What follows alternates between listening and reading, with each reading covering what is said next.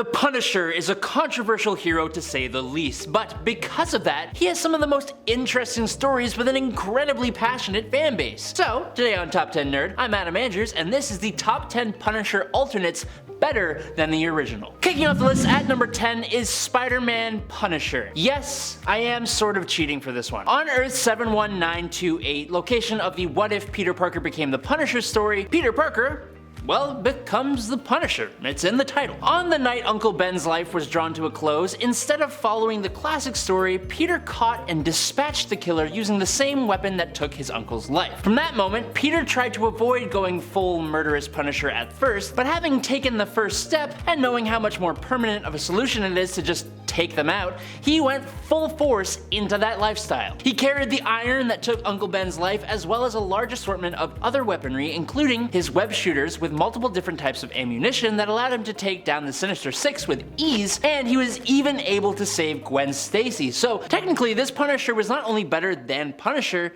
but also a more effective crime fighter than Spider-Man himself, in a way. Number 9, Punisher 2099. In the far-flung future of the year 2099, Frank Castle was long gone. So, Jake Gallows took up the fight. Jake was an officer of the Public Eye Police Force. In an attack ordered by Cron Stone, the Venom of 2099, Jake lost his mother, brother, and sister-in-law, while also being gravely injured himself. Being inspired by the war journals of Frank Castle, after his recovery, Jake became the new Punisher, taking up the crusade on crime after getting his revenge on Venom. Jake specifically sought out justice for the poor, using his 2099 technology alongside modern and futuristic weaponry to operate as a vigilante before serving as Victor Von Doom's Minister of Punishment. You'll see him most recently in the recent Savage Avengers comics, but no spoilers, so sorry.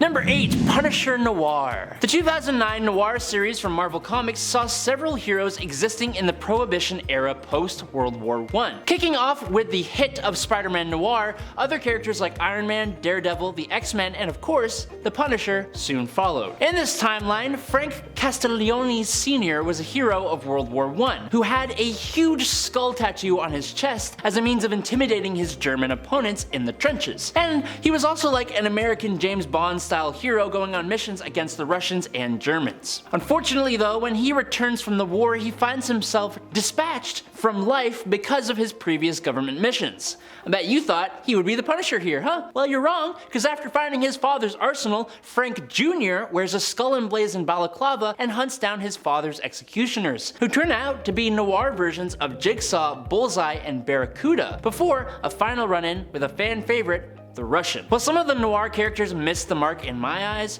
Punisher Noir is actually pretty great. Number 7, 5 Ronin. While we're on the topic of historical versions of Frank Castle, I have to mention one of my favorite little stories. 5 Ronin from 2011 moves the Marvel Universe back in time to ancient feudal Japan, with 5 issues each focusing on samurai versions of the Punisher, the Hulk, Deadpool, Psylocke, and Wolverine. It is so cool. Each character gets a short standalone story where all of them eventually encounter the wandering Deadpool, who narratively links them all together for us. This version of the Punisher shows him returning to Japan from war in Korea to find a rival has taken the opportunity to take away his family and claim his land. As is usually the case with Frank Castle, or in this world, Akagi, this leads to some ruthless revenge. Wielding a katana and a big old blunderbuss that I forget the name of, Samurai Frank brings a decided end to anyone that attempts to cross his path during his quest for vengeance. Number 6, Franken Castle. After he was taken off the board by Daken on orders from Norman Osborn during the Dark Reign event, Frank Castle, yes, the Punisher, was revived by the Legion of Monsters as an undead zombie-like monster known as Franken Castle. The Legion resurrected Frank to recruit him in their fight against the villain known as Hellsguard,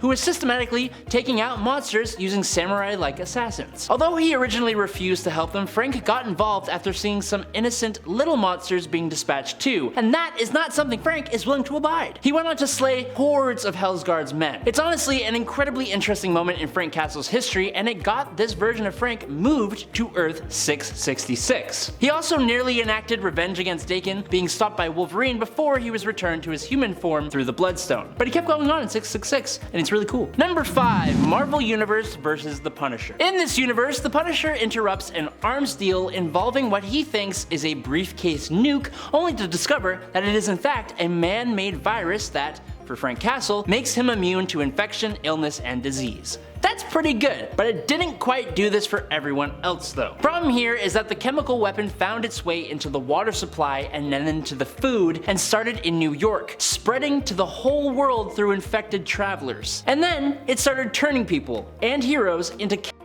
starting with Spider-Man. An outbreak spread and led to insane events, including a war against the cannibals, who then became the dominant beings of this earth. But the real star of the show is Frank Castle, the Punisher. This is one of the greatest and most brutal Punisher stories ever. It plays on many of his characters' flaws and strengths, but the story also shows him defeating so many different heroes who you and I have always wanted to see him face, and who we doubt he would actually be able to defeat, but he does it anyways. It's also a surprisingly deep story that has a ton of awesome moments. Definitely check it out. Number 4. Cosmic Ghost Rider. In the Thanos Wins story arc from writers Donny Cates and Jeff Shaw from Thanos Volume 2, one hero who ended up surviving the attack on the Earth by an alternate timeline Thanos was actually Frank Castle, but he did it in a bit of a different way. Frank was hit with debris and actually passed on pretty easily during the final stand against Thanos on Earth. Definitely a lame way to go. So once Frank made it to Hell, he made a deal with Mephisto to return to Earth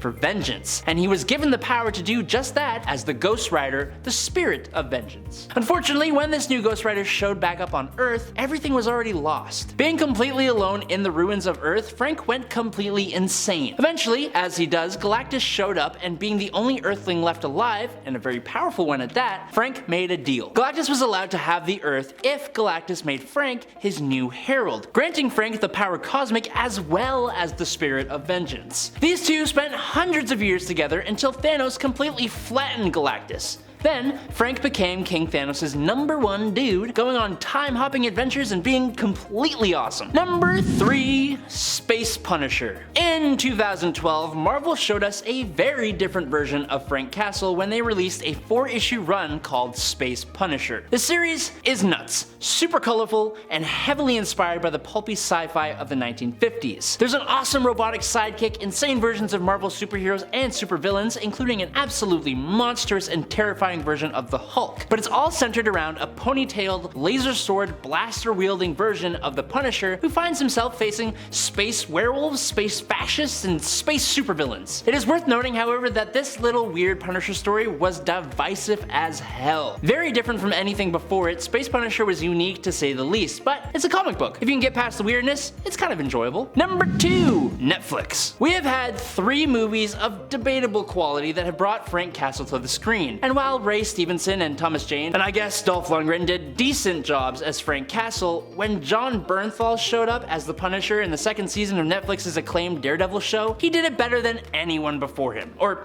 at least for me, it was the most believable version of the Punisher I had ever seen on a screen. Bernthal brought fury and intensity at all times, almost to the point of seeming positively insane, especially when compared with the morals of Matt Murdock. His character was also incredibly capable and brutal, as is necessary for the Punisher to work. When he got his own show in 2017, it brought everything to a whole different level, telling a conspiracy story that also took a really good look at PTSD in soldiers, while also bringing the right amount of brutality that you'd expect from a Punisher story. Even my mom liked this show, and she doesn't even read comics. That's the highest praise I know how to give. And coming in at number 1, Punisher Max. Punisher Max was an adult comic, and for a guy whose main thing is ushering people to the pearly gates, it makes sense that this setting suits his character best. Removing the Punisher from all the costumes and superpowers of the regular Marvel universe and dropping him right into an America facing the early days of the War on Terror, it kicked off with the CIA trying to recruit Frank, which sets off a hugely violent political game. This Frank Castle was a veteran of the Cold War, running Black Ops alongside Nick Fury in Vietnam, and he is not someone you want to mess around with. Like,